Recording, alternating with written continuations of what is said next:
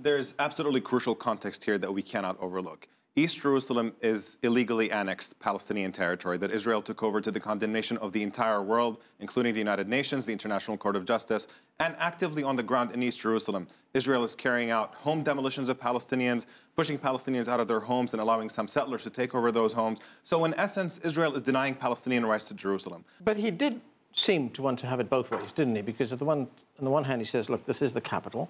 On the other hand, he did say, I'm not making any decisions on what the final borders of a Palestinian state will be like or the status of Jerusalem. So he's saying, I've done this, but all the other things are still open. Except it was done in a way that is incredibly provocative. If you listen to his speech, I mean, it's filled with logical contradictions and logical fallacies. And it was done at a time when what you really need, I mean, the reason why peace was not achieved is because there was never meaningful pressure on Israel to end the occupation and stop settlement expansion.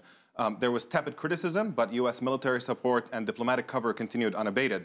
And every time the Palestinians tried to go to the UN, these were described as unilateral moves that were condemned and punished, while Israel was allowed to build settlements without any negotiations. In this particular context, when what you need is actually additional pressure on Israel to achieve a peaceful agreement, to effectively endorse this undivided Jerusalem, is essentially rewarding Israeli bad behavior and therefore making peace actually more and more difficult.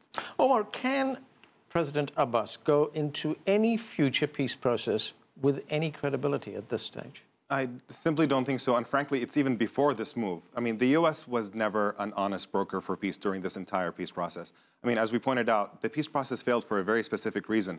The whole concept of a two-state solution was the Palestinians recognized Israel as they did in 1988. And what was supposed to happen in response is a gradual Israeli withdrawal from the Palestinian territories. And what we saw was the exact opposite, is a continued Israeli expansion throughout those Palestinian territories that continues to this day. The settlements are still expanding as we speak. And repeatedly, you have Netanyahu saying that there will not be a Palestinian state on his watch, that there will not be a return to the 1967 borders.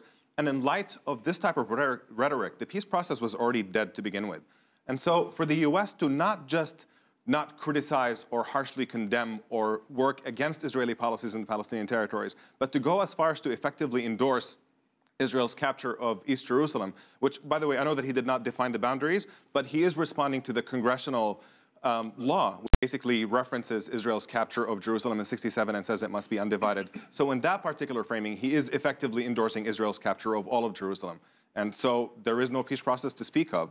I mean, the U.S. was not credible as a neutral mediator and now cannot be a mediator altogether under these circumstances.